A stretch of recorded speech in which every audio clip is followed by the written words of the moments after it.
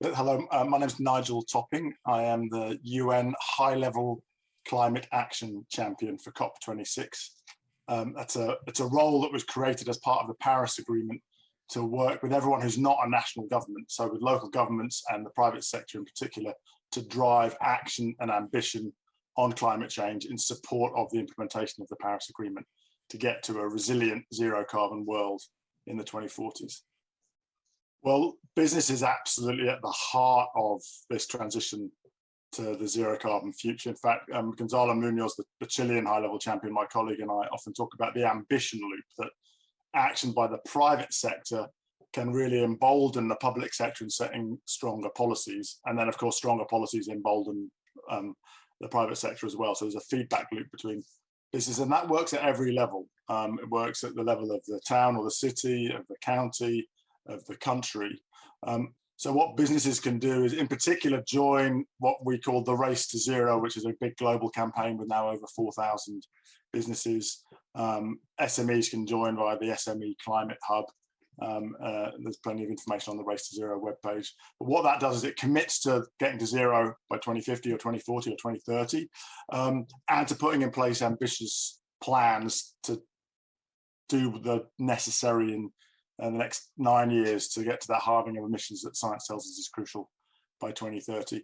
And that then lends a voice to a growing community of businesses who say, we understand the science, we know we've got to do it, we're committed, we're getting on with it, and we need the right policy environment. So I think joining the Race to Zero is a great thing, and then getting on with it and telling your story as well, telling the story about how this is driving innovation, how it aligns with your purpose. I think businesses in Cornwall and the Isles and Scilly have got great stories to tell about this being a transition which resonates with the vibe of the region. And then use your advocacy voice as well with policymakers, both locally and nationally.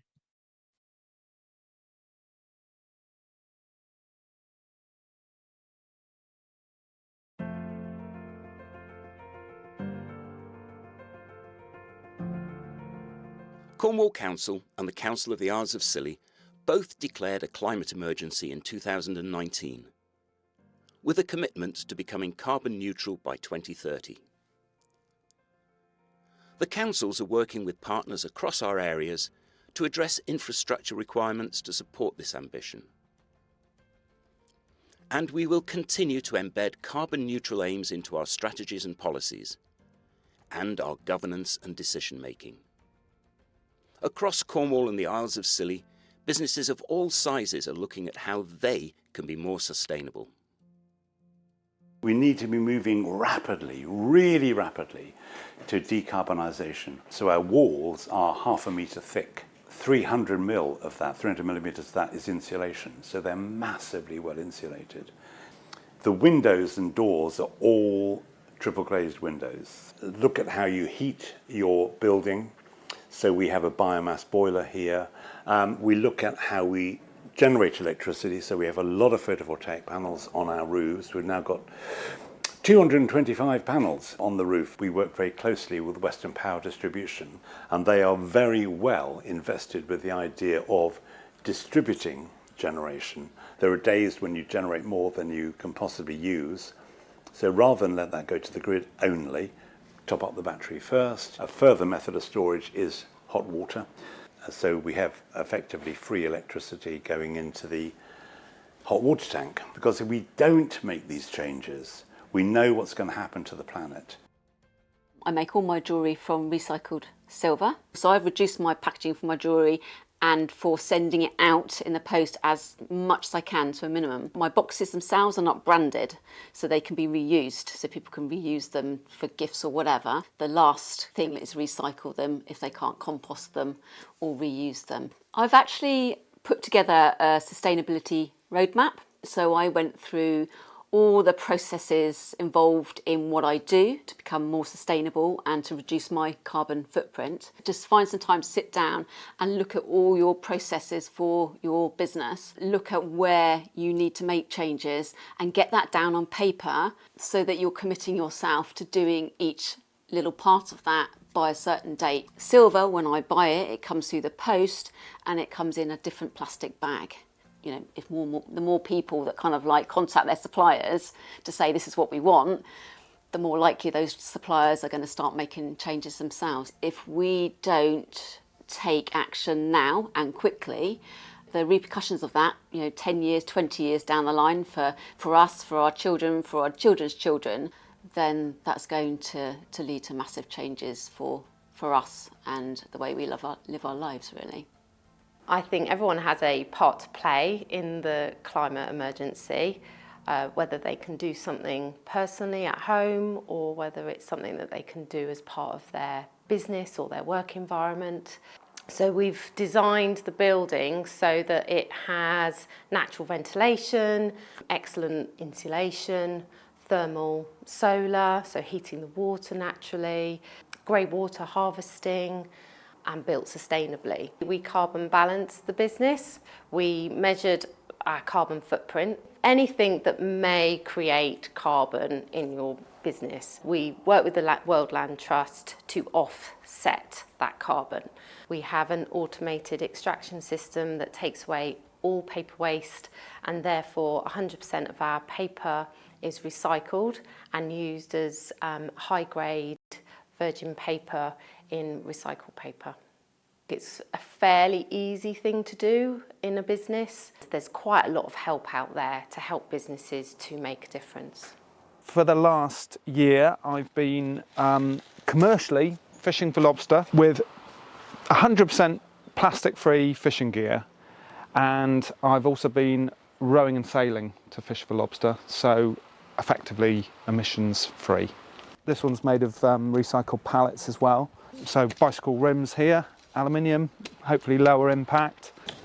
I'm also looking, because I'm committed to either low impact or plastic free fishing, I've got to source natural fibre ropes, non-plastic, down buoys, floats, all the fishing gear plastic free.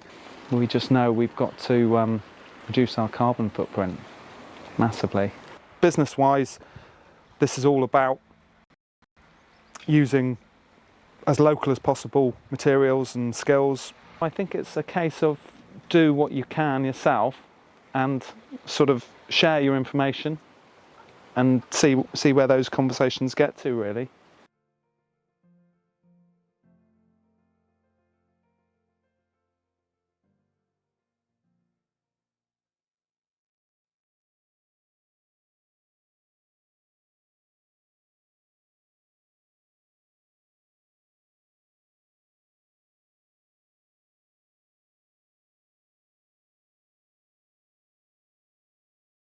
Good afternoon, everyone. Our speaker for this session on how we make things and provide services, starting your business journey to net zero, is Catherine Westerby, Net Zero Business Engagement Lead for the Department for Business, Energy and Industrial Strategy. And our local advocate is Matt Hocking, who is founder of LEAP, a certified B Corp design agency here in Cornwall. So if I could invite Catherine to put her mic and camera on, and when she's ready, I'll disappear. Hi, Catherine. Hi, Martin. Thank you for the introduction. Afternoon, everyone. So it's a pleasure to be here today to talk to you about how you can start your business journey to net zero, as Martin outlined. My name is Catherine, and I've been heading up the small business campaign in the year leading to COP26, which, as you know, is being hosted as we speak in Glasgow. I'm really proud to say we have over 2,200 small businesses across the UK signed up to the Race to Zero already, which is more than any other country. So the US is trailing far behind with less than 100. The southwest of England accounts for around 10% of our total sign-ups. So in Cornwall and the Isles of Scilly, you're doing pretty well. So that's amazing. We celebrated the achievements of these small businesses with a competition hosted by our Net Zero business champion, Andrew Griffith, at COP last Tuesday. And that was entitled the Heroes of Net Zero Awards. So that was a fantastic opportunity to celebrate the achievements of these small businesses. And they are ordinary businesses who've done something great, who've started their net zero journey. It was a real high point for the campaign. Again, just celebrating these businesses who have chosen to play their part in helping us all get to net zero. So my campaign's official title is the Together for Our Planet Business Climate Leaders campaign, and this sits within the Global Race to Zero campaign. The Race to Zero, of course, is the global campaign ahead of COP. It includes a public-facing element, which is called One Step Greener. That's encouraging individuals to take actions to start the net zero journey, and a business-facing element, which is headed up by our net zero business champion, Andrew Griffith, MP. Andrew was appointed by the PM in November last year to galvanise and engage the UK business community in the year to COP26. And that's obviously quite a lot to cover. There's obviously a lot of businesses, a lot of industry to talk to. So within Andrew's remit is what we call a big business campaign element. So that was engaging the FTSE 100. And excitingly, we recently announced that 60 of the FTSE 100 in the UK have signed up to the Race to Zero, have made tangible net zero commitments, which is fantastic. And of course, a small business campaign, which I'm here to talk to you about, and the Global Investment Summit, which took place in October.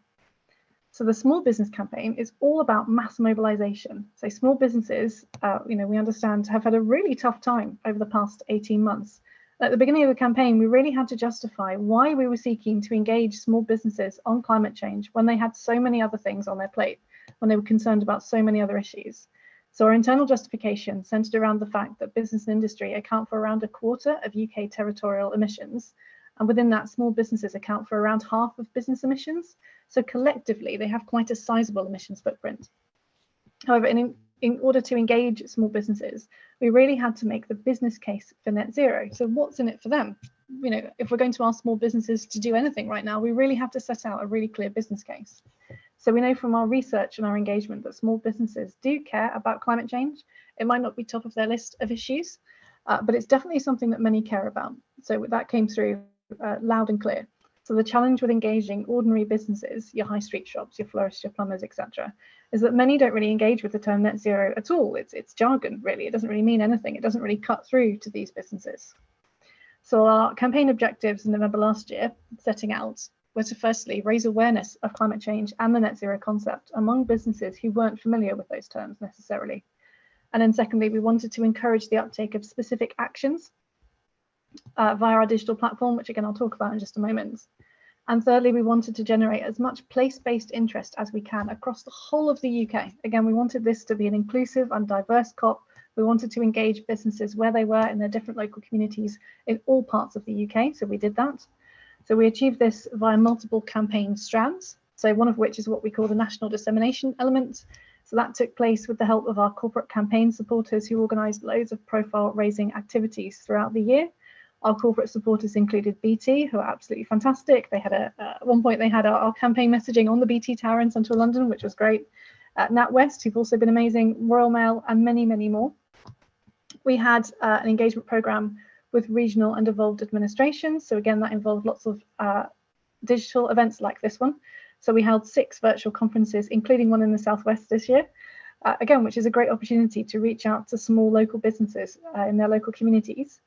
And place-based engagement to go alongside that, again, working really closely with local authorities and growth hubs to promote the campaign. And then the final strand was what we call sector specialisation. So no two small businesses are the same. So we worked hand in hand with trade associations such as Make UK, UK Hospitality, Food and Drink Federation, again, and many more, to ensure that we had sector-specific information for small businesses within those industries on net zero. Again, making sure that we were tailoring the information to their needs. So this information was compiled and presented on the campaign's digital platform, which is entitled the UK Business Climate Hub. So this presents as a landing page on the International SME Climate Hub, which is the portal for small businesses to join the global Race to Zero campaign. So the Race to Zero, again, is an umbrella initiative. There's lots of different ways in for businesses to join. So the SME Climate Hub was the way in for small businesses. So we decided to work with them and make sure that we were making it as easy and as seamless as possible for small businesses to take that first step to start their net zero journey. So the narrative on this digital platform focuses almost entirely on the benefits of net zero, the what's in it for me bit. So the content centers on how net zero enables you to grow your business, future-proof your business, and become part of a growing green business community here in the UK. So the way we make the case for this is primarily through case studies. So these are absolutely vital as they are the way that we can get our message across really clearly through peer-to-peer action generated by these case studies. So what can a Scottish distillery learn from a Cornish guesthouse, for example? It's all about enabling these businesses to talk to one another about the actions they've taken, about the things they've done to start their net zero journey. So it's really, really important that these businesses who have taken those actions are able to share that knowledge, share that learning with other businesses who may be looking to do similar things but just don't know where to start. So again, these case studies focus on the actions they've taken, what's the result been for them, how much did they invest, how much money and carbon did they save. So again, it's not just about saving the planet, it's about, you know, making your business better, making it more resilient, making it stronger, saving money and saving carbon at the same time. So again, that message is sort of a core thread throughout our whole campaign. So throughout Your Business Journey to Net Zero virtual conference events, again, the 6 conferences that I mentioned, in the Southwest in particular, we were delighted to welcome Jill from Silverhair Jewellery, and I know she's going to tell her own story, so I won't spoil it too much throughout today, but she is a really great example of what it takes to become a net zero business. Again, an ordinary business, a jewellery business, talking about the sorts of things that she did. For example, it's something as simple as just laying out and planning what it is that she wanted to do, measuring emissions to start with. Again, you can't really mitigate your emissions if you don't know where they're coming from. So that took a little bit of time just to get to grips with exactly where those emissions are coming from in your business. And it can, you know, be really quite straightforward. Looking at your fleet, for example, if you operate vehicles, again, you're going to have a sizable emissions footprint coming from those vehicles if they're not electric. Setting achievable milestones. So these can be really simple steps, such as using more recycled materials. Cutting out waste, again, is something that's really, really simple and can save you money instantly. Using second-hand equipment where possible, for example. So these actions obviously will be different for every business. So on our website, we have a list of what we call cross-cutting actions. So actions that we think may be applicable to most businesses. Again, they're sort of presented as a menu of choices, a list of options. They're not didactic. It's not about telling businesses what they can do. It's about saying, look, this is what net zero means for you as a business. When we say we want you to start your net zero journey, these are the sorts of things that you might want to consider doing, again, depending on your business. So once you've set out your journey to net zero, tell us about it, because there's no point doing it, again, if we can't sort of help celebrate what you're doing, and in doing so, encourage other businesses to do the same. So tell other businesses in your local area, become a champion for net zero, and show how powerful small businesses can be when they get together and take action. So it couldn't be easier to join the race to zero. You simply have to visit the UK Business Climate Hub and make the SME climate commitment. It's a really short and really simple form. Then you get your logo on the website, you get an email signature that you can use, for example, and you get to be part of our monthly mailing list. The SME Climate Hub has loads of advice, guidance, and plenty of resources to help guide you on your net zero journey. So we've done our best again to streamline the resources that are there, because it can be quite daunting. You know, many ordinary small businesses may not know where to start. So that's what we've tried to do with the hub, is to make it just really simple to start your net zero journey. So it's great to see so many businesses already signed up. So thank you very much. Thank you very much, Catherine, for your talk there. Can I invite Matt to put his camera on and his mic on, because we'll now have that conversation. If you could keep your camera and mic on as well, please, Catherine. And we'll now have that a 15-minute conversation between the two of you, followed by which I'm taking some questions from members of the wider audience. And then after the quarter of an hour of you together, we can go into some of the questions that the wider public are asking. So I'll go silent now and leave it to the two of you. Hey, Catherine, you might need your to get unmuted as well. Hi, Matt. Hey, thanks for that talk and presenting all that information. As a Cornwall-based medium enterprise, well, small to medium enterprise myself, it's always been a massively important thing to sort of understand our footprints and what we can do to action them, and also how we can share that with the business community, and leap to the certified B Corporation as well. So you probably know the B Corp community and what we have to do and the rigorous methods we go through.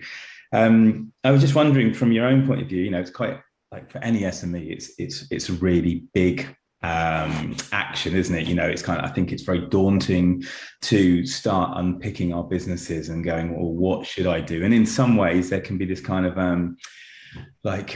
rabbit in a headlight kind of things, like, right, you got the net zero pathway, and you know, what do I do? Because there is so many. And I don't know if there's any kind of, again, all these questions are really big, but any advice from yourself from what you said, like one key area to tackle? If you said there was only one thing the SME community in Cornwall could do, what do you think, where would you point us?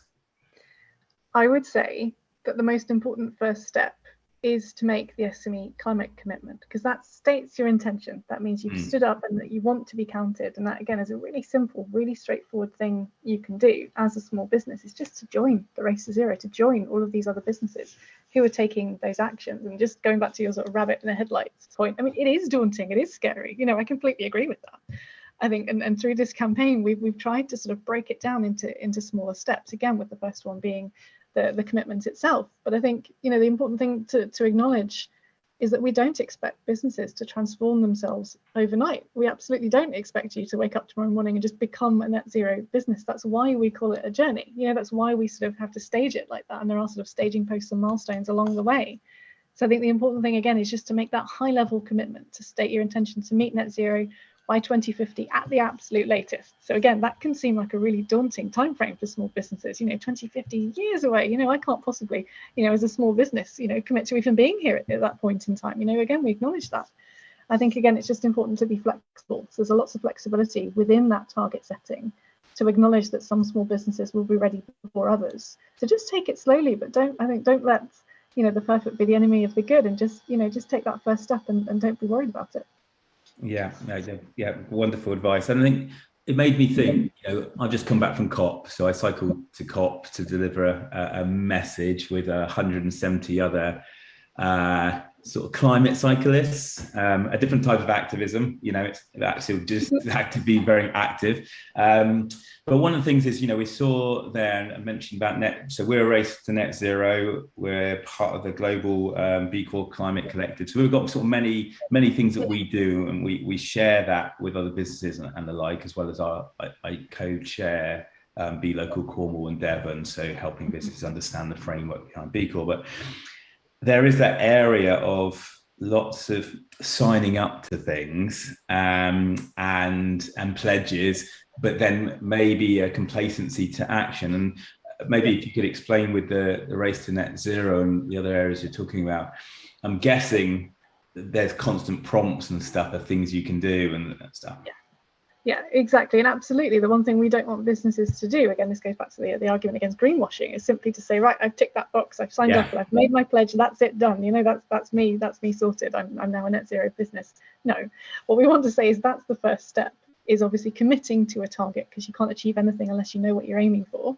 So that's, again, why that commitment, why that target is really important, so we can hold you to account as a small business. And again, just to sort of lay out the timeframes for this. Again, once you've signed up and made the climate commitments, you don't actually have to start reporting, because there is a yearly reporting process that's going to be in place. There's about an 18-month window until that actually starts. You've got plenty of time as a business to think through exactly which measures, which actions you're going to be taking before, you know, you're going to be held to account. And again, this will be very stringent because it's part of the Global Race to Zero campaign. It's part of this UN-led initiative.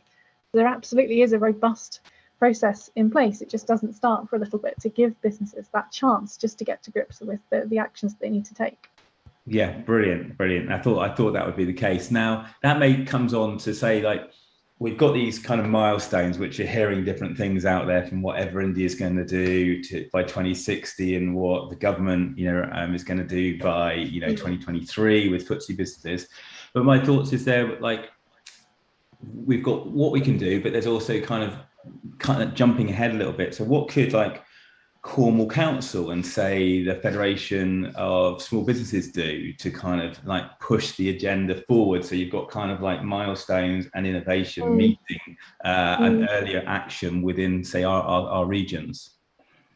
I think action is crucial. Again, I wouldn't stipulate that, you know, it wouldn't be too prescriptive in terms of the type of action that we would expect councils to take, for example. But it's worth pointing out in relation to this, the fact that in June this year, the Crown Commercial Service and government released what we call PPN 0621. So that stipulates that any company applying for a contract worth over £5 million, so there may be some small businesses in that bracket, we haven't looked at, applying for contracts over 5 million would have to meet, you know, would have to put forward a carbon reduction plan, would in essence have to be a net zero business. And that's exactly the sort of stick that we're looking for, where we say, look, if we're asking larger businesses to take these steps, and these contracts are going to be available for businesses that can put forward a carbon reduction plan, further down the line, that's going to start trickling down to small businesses within the supply chains of those larger companies.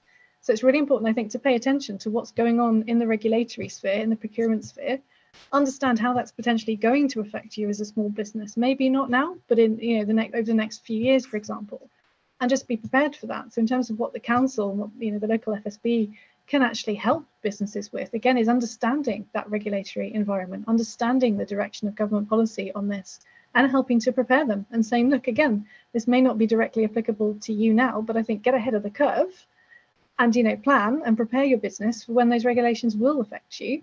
I think that's really, really important. And again, it's all about sharing clear, simple advice and guidance, because I think that's what's missing. It's all really messy. Again, going back to your really clear point about it, being stuck in the headlights and just staring at it and thinking, my God, this is just overwhelming. I think, again, there's a clear role for local authorities to provide just some really clear advice and guidance to small businesses so they know what they should do. They know what those expectations are. 100%, and I agree with you on every level. And I guess that's the thing, you've got kind of, and this maybe is the role for local authorities to play, because obviously there is also the business advantage. There are many organizations that go, all right, we can help you become B Corp, we can help you become net zero, and they might not necessarily be as easy, or they might be financially based, and everything's going to cost money. But I think there is that confusion. It's like, for me, like just choosing broadband's confusing enough, let alone a net zero pathway. But I think, like, for ourselves, we're working on, for our business, I mean, we've been carbon balanced since 2004. We measure everything, our carbon footprint for the business in operation scopes 1, 2, and 3. We're lucky we understand all this is 16 tons of CO2 a year. We're only going to get a 46% reduction in the next couple of years on that. And it's going to take our supply chains to be key on that change. So we're asking for as many suppliers within our small supply chain to have a net zero plan in place themselves to work with us. And I think that's that thing is, I guess, any advice for the SME companies, again, when they're choosing to work, and who they work with. I don't know if you've got any advice there. Yeah, exactly. I think just talk to the larger companies that you supply to as a small business. Again, make it clear that you're willing to start that net zero journey. Again, get ahead of the curve, get ahead of the other businesses perhaps in that supply chain, and just let them know that this is the direction that you want to move in. So sort of pushing them from above, from below.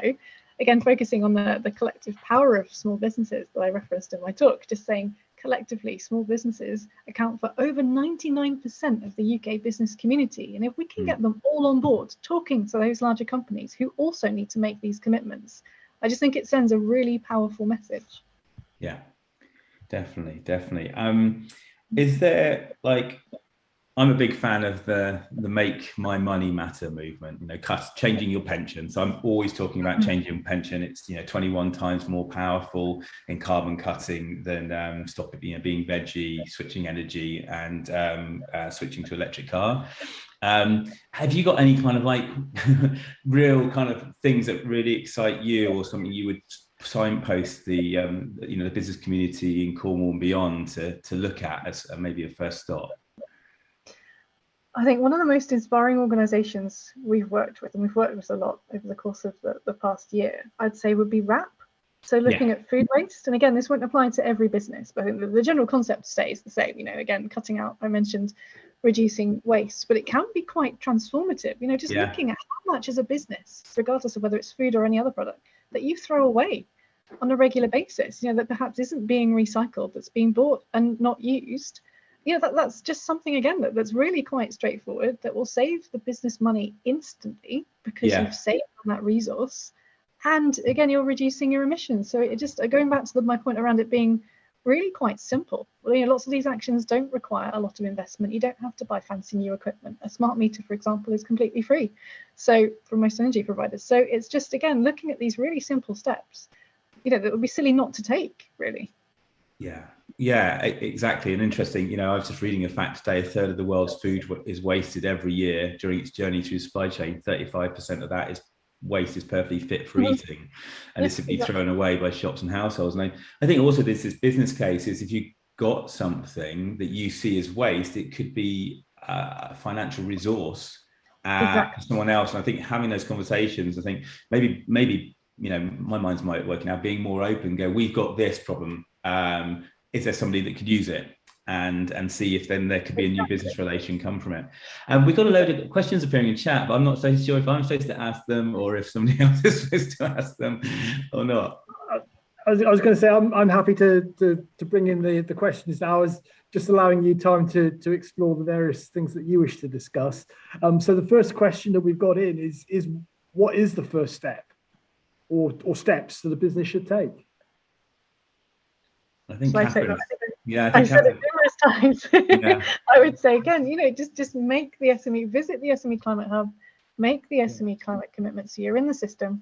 We've got you. We've got you in there. And again, you're then signed up to our monthly newsletter, and you've got plenty of time, help, and resources available to help you start planning out your net zero journey. I'd also add in there are a lot of activities happening in our local areas, as well as the hub that Catherine's talking about.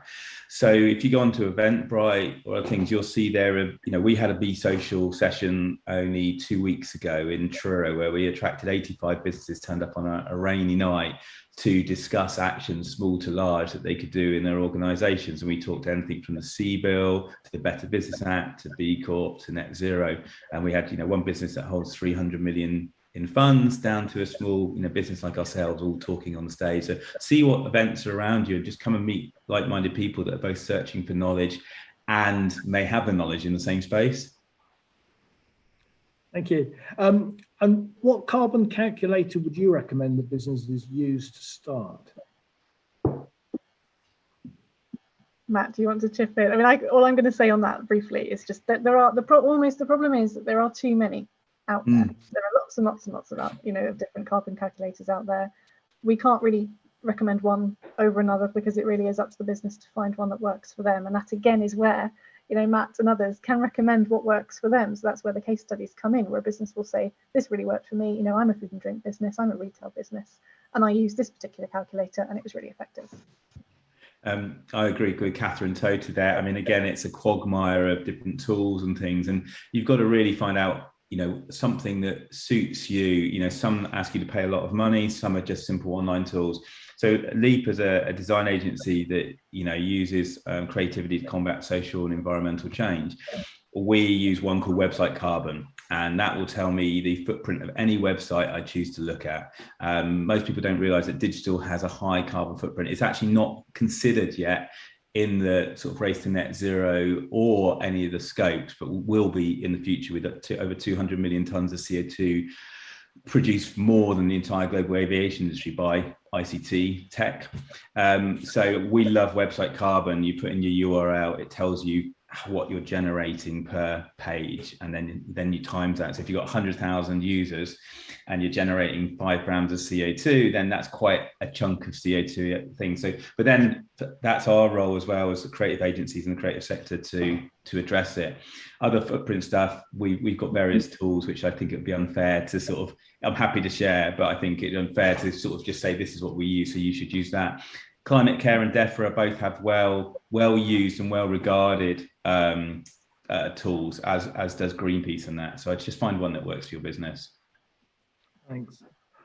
Where do you think the leadership actually comes from for the decarbonisation of a business? Is it the boss of the business, the proprietor, and certainly in terms of SMEs, or should it come from somewhere else? Go ahead. Shall I jump in on that one, Catherine? I mean, from our point of view, we feel it should be a whole team initiative, that you should all be brought along together. It shouldn't be a top down, that, me, the boss or whatever, just going, this is what I think and we're going to act, and we've brought in a consultant. I think it should be a whole team discussion. You never know what green champions you've got within your organization that will jump up and say, I'd love to learn about this. You can upskill them, bring in new training programs, which again will be beneficial to your business. And so I think there's a really exciting space. Sit down with your teams, talk about it. I know most people go, we don't have time for this, but we're going to get to a stage of, we can be, business activists with our business to climate action now.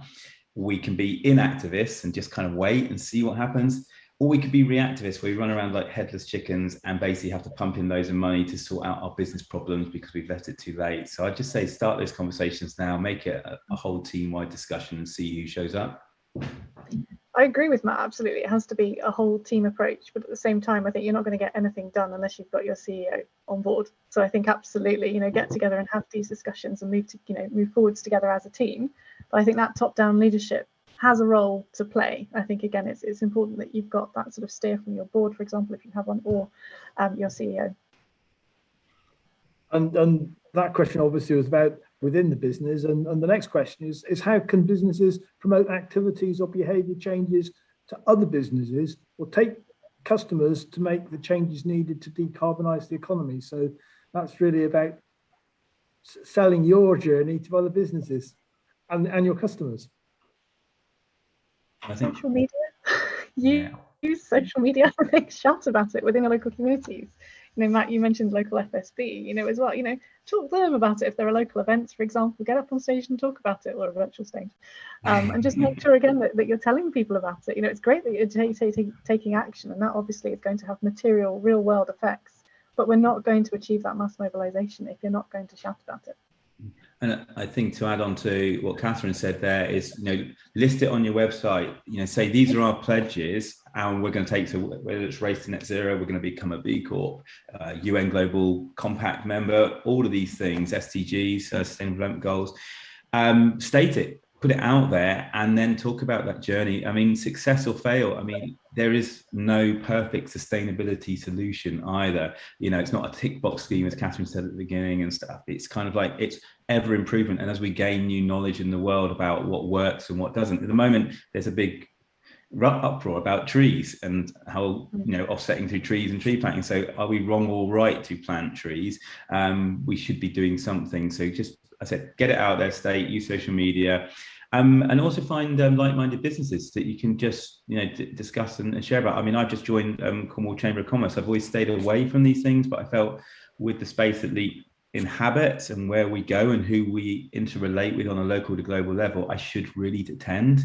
And maybe again, one conversation could lead someone to just go, oh wow, we want to do something like this. So one last thing I'd say, actually, I have met many businesses that have been doing things for a long time and they feel now they're jumping on the green bandwagon, where it's actually just been a traditional aspect of how they manage their business because they're a good business run by good people.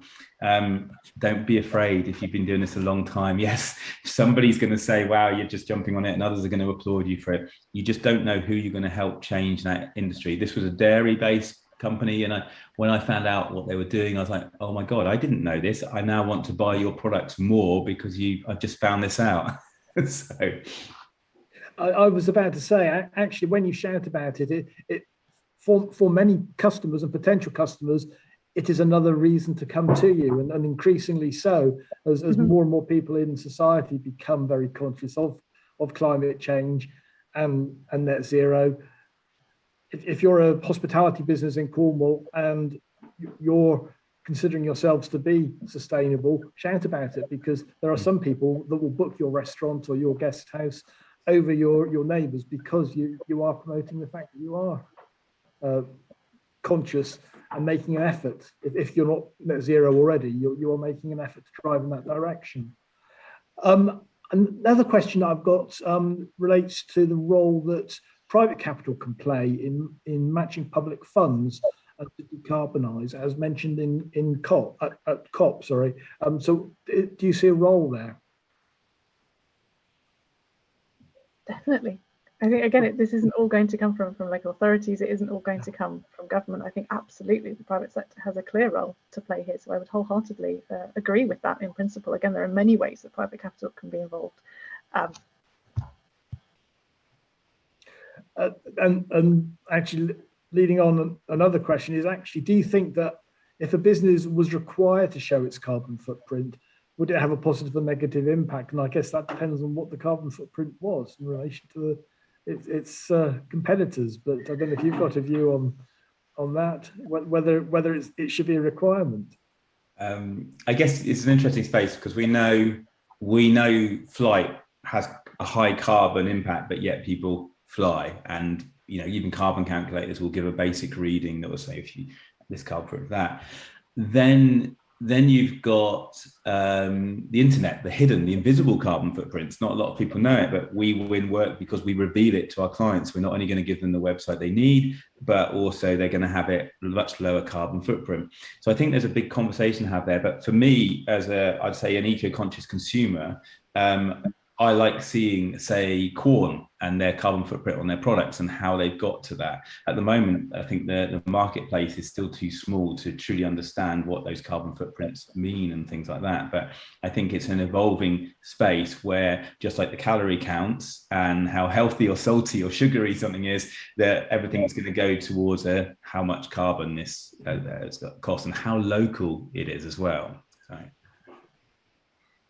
And this next question actually links more to adaptation than actually driving yourselves towards net zero.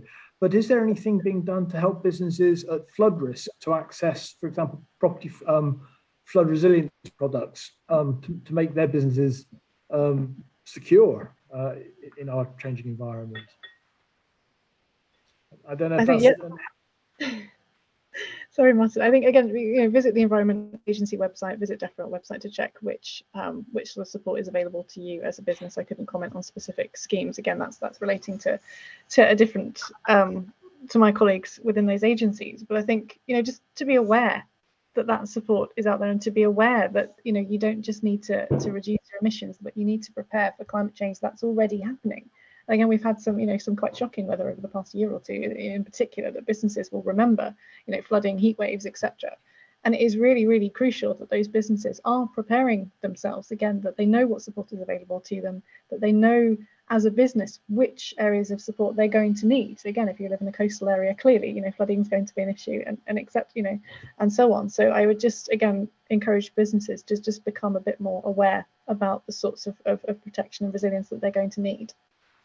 I think also, just to jump in there, like where your business is now, really just think about this kind of very tumultuous but hopefully optimistic decade we're going through. And we relocated Leap for multiple reasons. Team well-being, where it was as a business in a resilient level to the local landscape.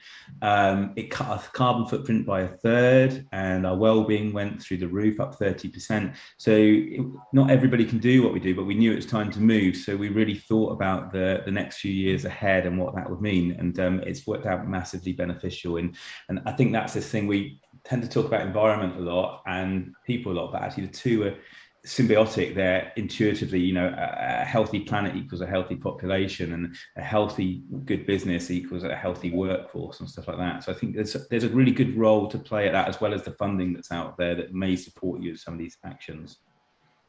Thanks, Matt. Somebody has asked, or they've mentioned they really like the idea of carbon ratings on products. And this is something that Bayes is actually considering rolling out. Yeah. I can't comment on that. Yeah, so this has just been in a few of the design media stuff that I follow, that yes, we're not far off from that. And I think the first products are coming out, and it's very much like a thermometer at the moment on that level.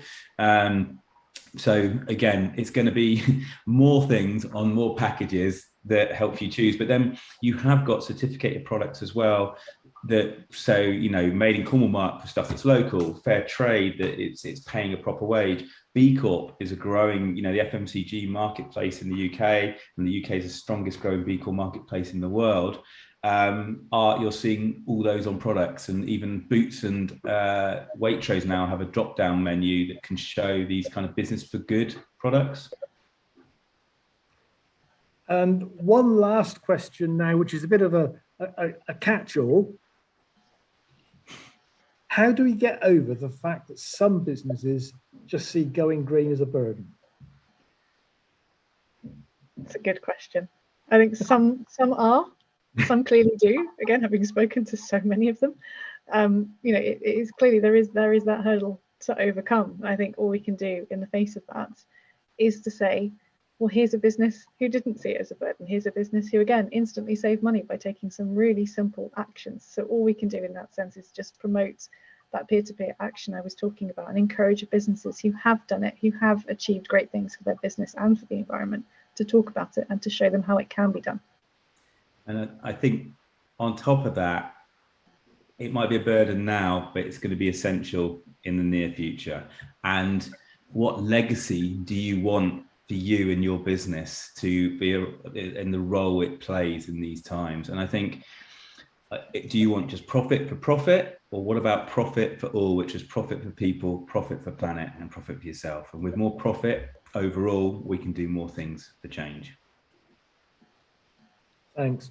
And thank you both very much for taking the time to join us this afternoon and be part of this event. It really has been inspiring to understand what Matt's been doing with his business, and to understand from Catherine what's happening at government level to support small business to go towards net zero. If I could ask you now to just knock your cameras and mics off. We're coming up towards the final session of the day now, where Cornwall is going to be in this room and the Isles of Scilly is going to be on the other stream. So I'll knock my camera off for the moment, and as soon as I know that the Isles of Scilly have started their stream and are ready to go, because and the other conversation has finished, I'll come back on and we can start the final session of the afternoon. Thank you, everyone.